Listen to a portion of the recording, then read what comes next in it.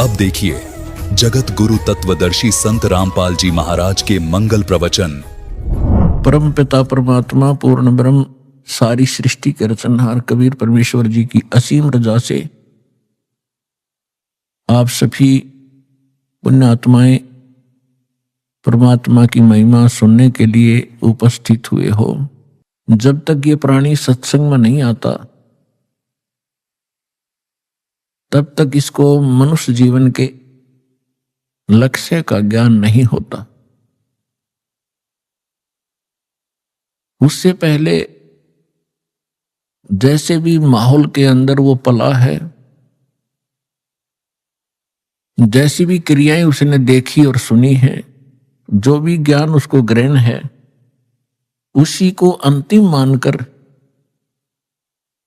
और निश्चिंत होकर के अपने जीवन सफर पर चल रहा होता है। क्योंकि आसपास के क्षेत्र में वही क्रियाएं होती हैं, वही ज्ञान होता है और वही सब भक्ति मार्ग होता है, जिस कारण से उस व्यक्ति को, उस प्राणी को कोई संदेह नहीं होता, शंका नहीं होती कि जो क्रिया और जो साधना, जो परंपरा, जो रीति रिवाज मैं कर रहा हूं, ये करने की नहीं है। वो यही सोचकर कर रहा होता है कि सभी कर रहे हैं तो ये सारी ठीक होंगी। कोई बकरीद मनाता है या कोई देवी पर बलि चढ़ाता है तो सभी अपनी क्रियाओं को सही मान रहे होते। तो इसलिए सत्संग की आवश्यकता होती है। सत्संग के अंदर परमात्मा का विधान बताया जाता है। परमात्मा के विधान को तोड़ने वालों को होने वाली हानि से अवगत कराया जाता है, परिचित कराया जाता है। और जो मर्यादा में रहकर साधना करते हैं उनको क्या बेनिफिट होगा वो भी बताया जाता है। तो इसलिए सत्संग की विशेष आवश्यकता है। हमने सत्संग मान रखा था कि संत कोई हो, वो जैसा ज्ञान देता है वो सत्संग ही होता है। नहीं, सत्संग के अर्थ से पता लगता है कि जहां सच्चाई का साथ हो वो सत्य संग होता है, अन्यथा वो सत्संग नहीं है, बेशक से उसका नाम सत्संग हो। तो वर्तमान के अंदर आज तक उन महापुरुषों को छोड़कर जिनको भगवान मिले, उनकी अमृतवाणी के अंदर सत्संग है, या स्वयं परमेश्वर ने आके जो ज्ञान दिया वो सत्संग है। हमारे सदग्रंथों के अंदर सत्संग है। और उन सदग्रंथों से हटकर उन महापुरुषों की वाणी से भिन्न कोई ज्ञान देता है, सत्संग करता है, वो डुप्लीकेट है। और डुप्लीकेट से आप खूब परिचित हैं। कोई डुप्लीकेट पासपोर्ट बनाता है, उस समय तो वो बिल्कुल ठीक लगता है आपको क्योंकि ज्ञान नहीं। और जिस समय उस पासपोर्ट की आवश्यकता पड़ेगी वहां पता चलेगा तो उस समय वो यूजलेस होगा, आपका सारा जीवन व्यर्थ हो चुका होगा। तो यहां आपको पूरे जीवन में या तो सत्संग से आप अपने उस पासपोर्ट को यानी अपने ज्ञान और साधना को सत्संग से ही तुलना कर सकते हो। सत्संग से उसको कंपेयर किया जा सकता है कि मेरा ज्ञान ठीक है, मेरी भक्ति ठीक है या नहीं। अन्यथा फिर आपको उस समय पता चलेगा जब आप धर्मराज के दरबार में खड़े होगे। उस समय आपका वो डुप्लीकेट नाम, डुप्लीकेट ज्ञान और वो डुप्लीकेट गुरु कुछ काम नहीं आएगा। उस समय बहुत देर हो चुकी होगी। तो इसलिए पुण्यात्माओं सतर्क हो। बहुत जन्म खो दिए आपने इस भांग के बाड़े, नकली संतों के पास, आज दया बख्शी है परमात्मा ने आप अपने बच्चों पर, आपको शिक्षित किया है और परमात्मा ने इस दास को यहाँ आपके लिए भेजा है, तत्व ज्ञान युक्त किया है। इसको ग्रहण करो और जहां तक संभव हो, आपकी पहुंच हो, वहां तक इसकी चर्चा अवश्य करो, आपको बहुत पुण्य होगा।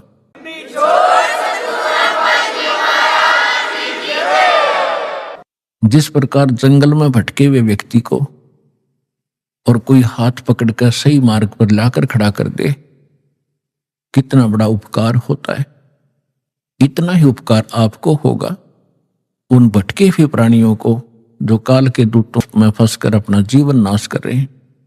उनको लाकर के बरवाला में दीक्षा दिला देने से आपको बहुत पुण्य होगा। जैसे परमात्मा ने यहां तक कहा है कि 1000 गऊ हत्ते में कोई काट रहा हो कसाई, और उनसे छुटवाकर उनको बाहर अच्छी चरागाह में छोड़ दिया जाए, तो इतना पुण्य उस प्राणी को होगा जो एक जीव को काल के खेमे से निकाल के और सतलोक आश्रम में जोड़ देगा। ये सत्कर मान लेना।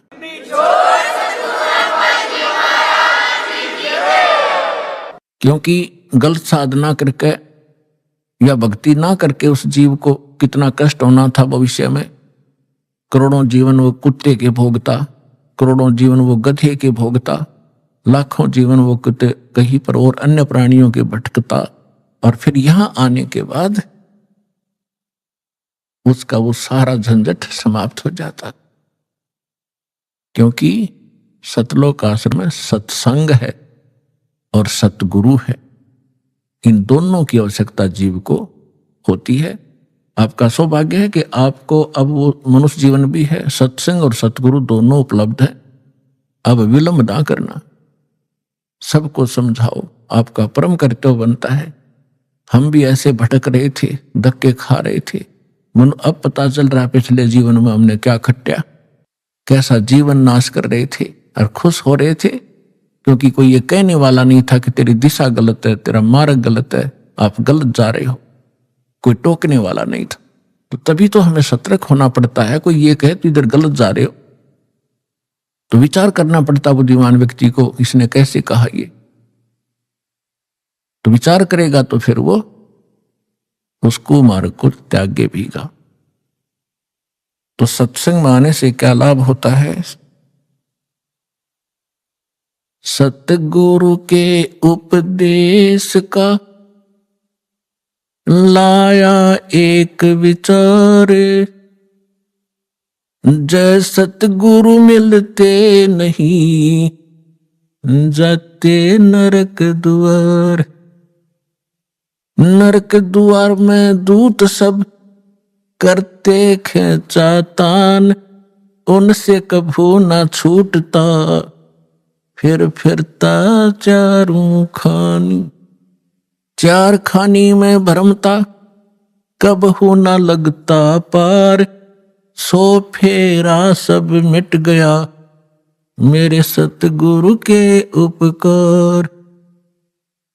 7 समुद्र की मसी करूं, लेखनी करूं बन राय, धरती का कागज करूं गुरु गुण लिख्यो न जाए।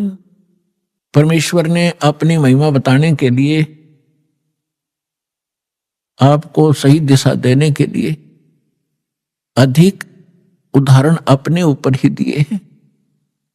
क्योंकि परमात्मा कहीं खड़े हो जाते थे चौराहे पर और एक इकतारा लेकर के आवाज लगाते थे ताकि लोग इकट्ठे हों। जैसे कोई रीछ नचाने वाला खड़ा होकर डुडुगी बजाने लग जाता है, लोग अट्रैक्ट होते हैं, क्या हो रहा है देखें जाकर। तो आपके लिए परमात्मा ऐसे खड़े कर रहा है, ऐसे धाड़े भुगत रहा है, किसी प्रकार तुम्हें बुद्धि आवे। आप कहां पड़े हो, कभी विचार नहीं लगाया आपने। इस झूठे सुख को सुख कह ये मान रहा मनमोद, यू सकल चबीना काल का कुछ मुख में कुछ गोद।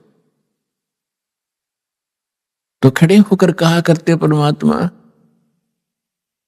सतगुरु के उपदेश का लाया एक विचार, जय सतगुरु मिलते नहीं जाते नरक द्वार। तो परमात्मा ने पद भाग का सहारा इसलिए लिया क्योंकि हमारे अंदर एक विकार है, कान का शब्द विषय है हमारे अंदर। तो उस विकार के कारण परमात्मा अट्रैक्ट करते थे। सुरीली आवाज थी दाता की, वाणी में इतना अट्रैक्शन आत्मा को पकड़ के खींच लेता, क्योंकि परमात्मा की वाणी आत्मा के लिए ही होती है। तो वहां समझाया करते थे, अपने आप ही बताते थे। जब वो बार बार न्यू मैं भगवान होता, लोग डले मारने लग जाए थोड़े दिन में, हमारी आदत खराब हो चुकी है। तो उन्होंने कहा कि भाई सतगुरु से उपदेश लेने के बाद अब हिसाब लगाया, उसका विचार किया कि सतगुरु के उपदेश का लाया एक विचार, जय सतगुरु मिलते नहीं। ये नकली गुरु भी हो और साधना भी गलत कर रहे हो, शास्त्र भी गीता का मनमाना आचरण कर रहे हो, उनका भी कोई लाभ नहीं। सतगुरु के उपदेश का लाया एक विचार और जय सतगुरु मिलते नहीं जाते नरक द्वार। नरक द्वार में दूत सब करते खेचा तान, उनसे कभू ना छूटते, फिर फिरते चारों खा। जैसे ग्रुप के ग्रुप करोड़ों की संख्या में नकली संतों के पास हैं, ये सारे के सारे मृत्यु के उपरांत नरक में ठोके जाएंगे। और जब नरक में डाले जाते हैं, यम के दूत बहुत संख्या के अंदर हैं, 12 करोड़ की संख्या है उन यम के दूतों की। तो इनको जब आदेश हो जाता है धर्मराज का कि इतने इतने इतने इनको नरक डालो, जिनका अच्छे संस्कार उनको स्वर्ग भेज दिया। यहां तो इतना ही स्वर्ग या नरक 2 स्थान है, और तीसरा फिर 84 लाख योनियों में पुनः पटक दे। तो उनको आदेश दे दिया जाता है कि इन सबको नरक भेज दो। अब पूरे उस ग्रुप को 1 लाख डेली यहां से जाते हैं, उनमें से कुछ स्वर्ग, कुछ 84 लाख योनियों में और बाकी नरक में। तो भाले लेकर के, लठ लेकर, एक सूक्ष्म शरीर है इसके अंदर, उस सूक्ष्म शरीर के अंदर प्राणी जब तक नेक्स्ट योनि प्राप्त नहीं करता, नेक्स्ट शरीर नहीं प्राप्त करता, तब तक उसका फेस, उसका आकार ज्यों का त्यों रहेगा, एज इट इज, जैसा इस शरीर में। यह शरीर तो ऐसा समझो जैसे सर्प वह कैंचुली छोड़ देता है।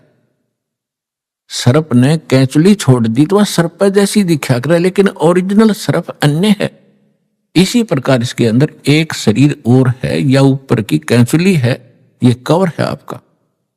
तो वो जो शरीर है उसमें जीव मरता नहीं, उसमें दर्द पीड़ा घड़ी होती है। तो उसमें ऐसा लठ मारते हैं, वो भाले ठोकते हैं, उनकी मर्यादा तोड़कर इधर उधर चलते हैं। सामने हाहाकार मच रही होती है, जहां उनको ठोका जाता है नरक के अंदर तड़फ रहे हैं, हाहाकार मच रही है, किसी को ऐसे गंदा स्थान है वहां पर, तो उसमें उनको भेजा जाता है कि चलो अब वहां कैसे जाएं। वो सब उल्टे उल्टे हटते हैं और पीछे तो वो लठ मारे, उसके बाले ठोके, जबरदस्ती डाल देते हैं। तो परमात्मा कहते हैं नरक द्वार में दूत सब वहां करते खेचा ताड़, हम वापस भागेंगे, वो ठाठा पटकेंगे और उनसे कभू ना छूटता। उसके बाद फिर फिरता चारों खानी, 4 खानी में, ये 84 लाख योनियों के शरीरों में, 4 खानी में भरमता में कभू ना लगता पार। और सो फेरा सब मिट गया मेरे सतगुरु के उपकार। क्यों सारा झंझट बाईपास कर दिया उस सतगुरु ने।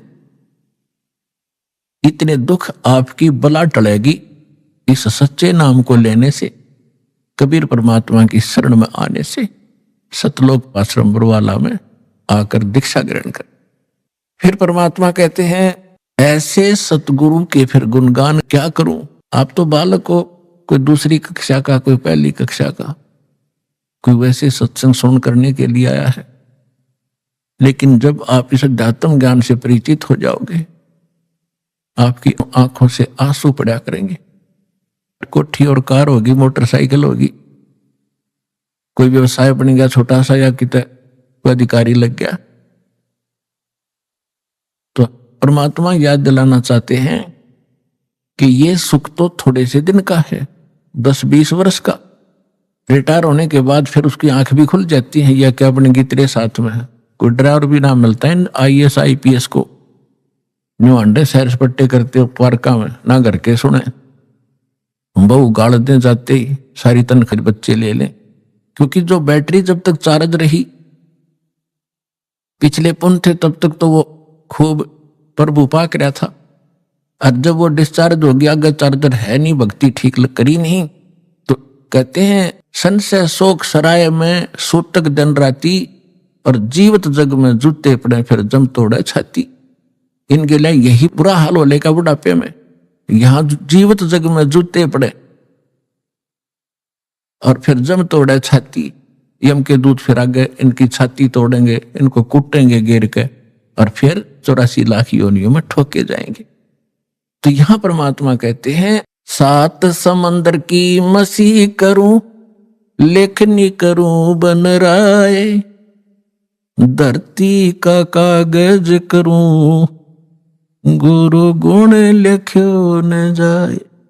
ऐसे सतगुरु का, संत का गुण लिख के देखो, पूरी पृथ्वी का कागज बना लूं, 7 समंदरों का इंक बना लूं शाही, और सभी वृक्षों की कलम बना लो, काट काट के छोल छोल के, कितनी बन जाएंगी हिसाब लगा लो। और ये सारी खत्म हो जा, धरती जितना कागज भी समाप्त हो जाए, 7 समुद्रों की इंक भी, शाही भी खत्म हो जा, और सब कलम भी घिस जाए, तो भी नहीं लिखा जा सकता। तो पुण्यात्माओं, परमात्मा कहते हैं भाई गुरु मानुष कर जानते, ते नर कहिए अंध, ओए दुखी संसार में आग काल के फंद। फिर क्या बताते हैं परमात्मा, सतगुरु के सिजदा करूं, कर्म छुटाए कोटि, और जो सतगुरु की निंदा करे, फिर जम तोड़ेंगे ओठ।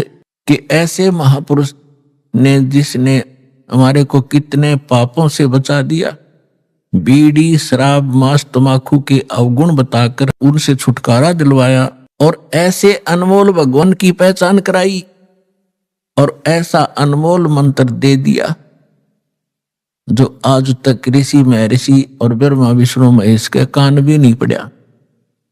तो फिर कहते हैं सतगुरु के सिजदा करूं, जिसने कर्म छुटाए कोट, करोड़ों कर्मों से बचा दिया, और जो ऐसे सतगुरु की निंदा करे उसको घोर पाप लगता है, अर्थात वो फिर इतनी सजा का पात्र बनता है, जम यम के दूत उसके होठ तोड़ेंगे। होठ फोड़ेंगे मतलब कि ऐसा बुरी तरह पीटेंगे कितने लागो, ये नहीं देखेंगे इसके ये यहां नहीं मारे होठों पर, तो कहते हैं उसके फिर जम तोड़ेंगे होठ। कहने का भाव यह है कि उसको बहुत भयंकर सजा मिलेगी। तो पुण्यात्माओं, सत्संग से ज्ञान होता है। जैसे आप कल के सत्संग में सुन रहे थे कि धर्मदास नाम के एक महापुरुष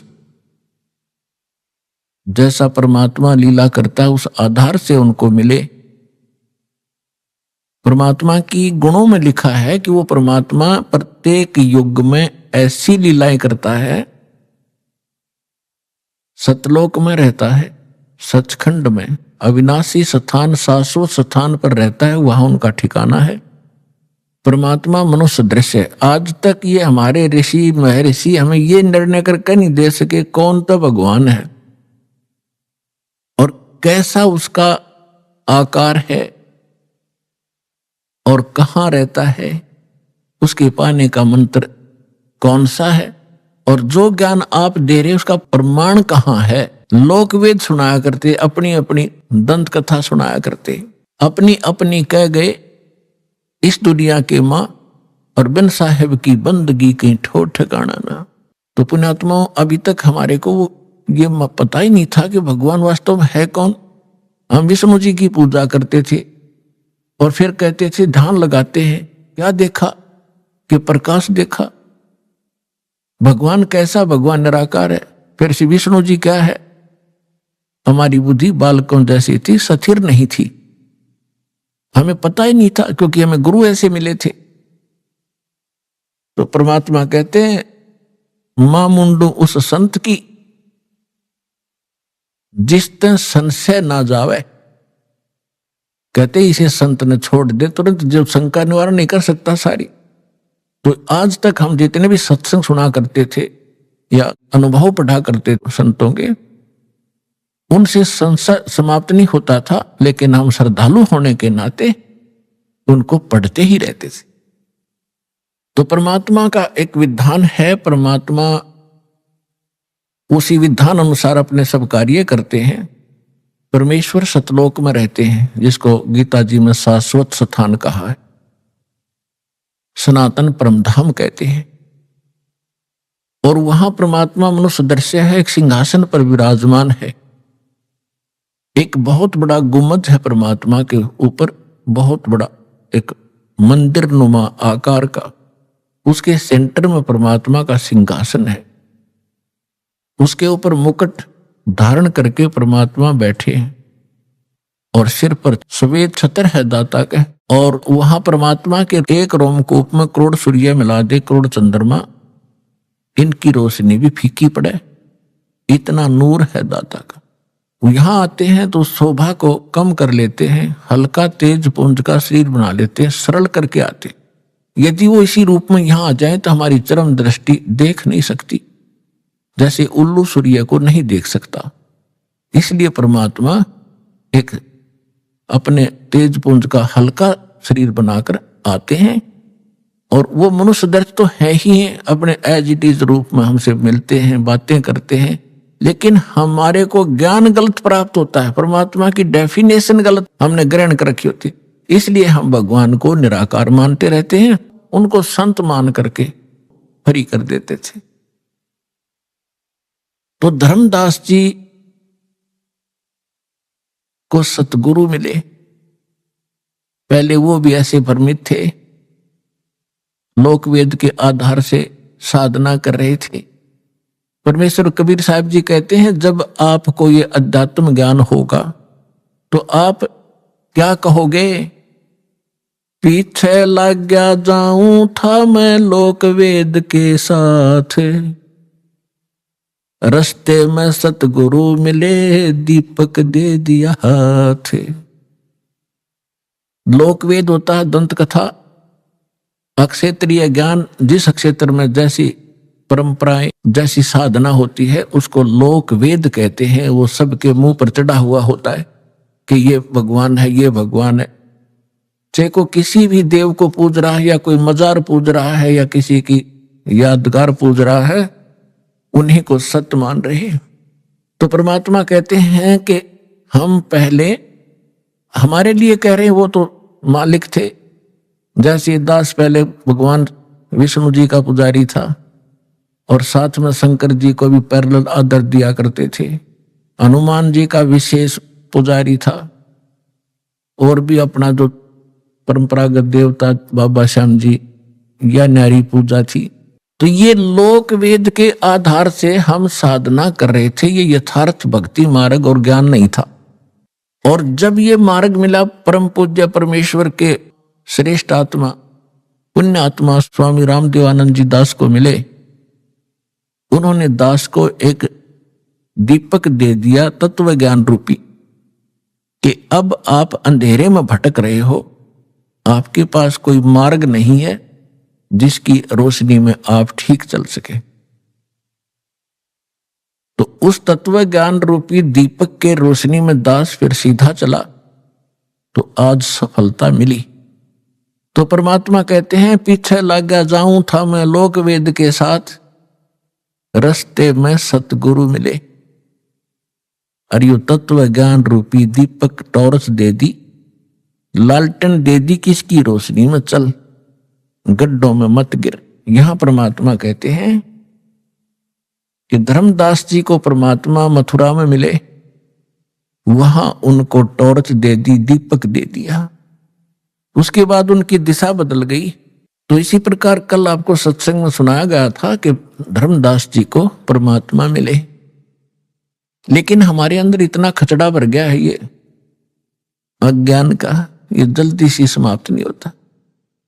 दीक्षा भी ले ली धर्मदास जी ने, भगवान को देख भी लिया, लेकिन वो पुरानी कथाएं, पुराना रंग, वो पेंट कहीं ना कहीं किसी कोने में दबा ही रहता है।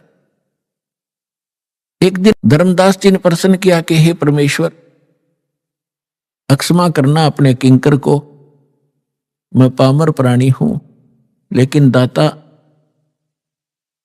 मुझ नालायक व्यक्ति के अंदर कुछ ऐसी शंकाएं किसी कोने में और जमा हैं, दाता उनका भी समाधान कीजिए।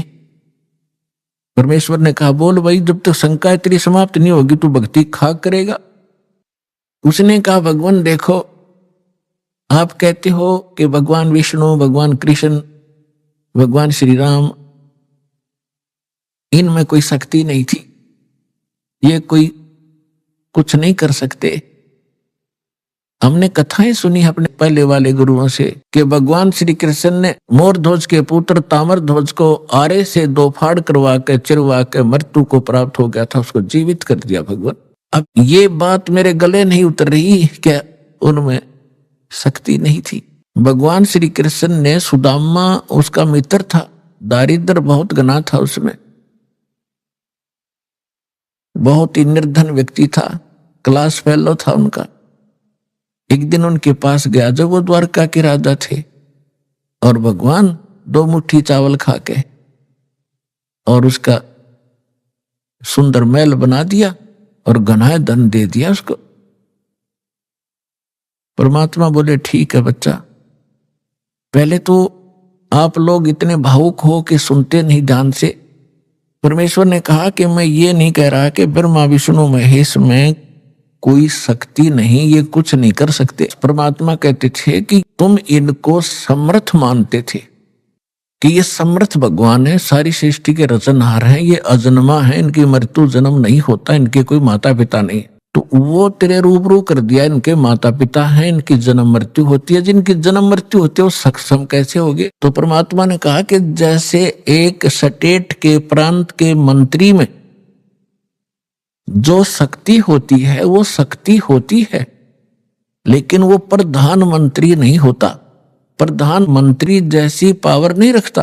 अब परमात्मा ने बताया कि आप कह रहे हो श्री कृष्ण भगवान ने मोर ध्वज के पुत्र ताम्र ध्वज को तो वहां जाके और शर्त रखती कि हम, मेरा शेर जो है सिंह, ये मांस खाएगा और आपके परिवार के एक सदस्य का खाएगा। जित कथा आपने सुन रखी बहुत बार, ये नहीं सुनाऊंगा आज। ऐसा ही किया गया, ताम्र ध्वज को चीरा गया, वो मर गया और श्री कृष्ण ने जीवित भी कर दिया। उनकी परीक्षा ली, वो सफल हुए। ठीक है, अभी यहां तो श्री कृष्ण ने ताम्र ध्वज तो जीवित कर दिया।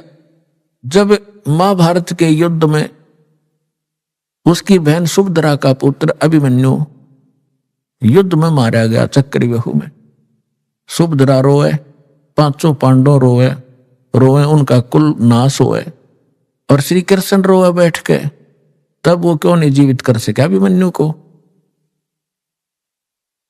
अब हमारी इतनी बुद्धि थी, धर्मदास चुप हो गया। कहा भगवान, या तो बात कभी ध्यान में आई ही नहीं हमारे। इसलिए परमात्मा कहते हैं, गुरु बिन काहु न पाया ज्ञाना, जो थोथा भूषड़ मूड किसाना।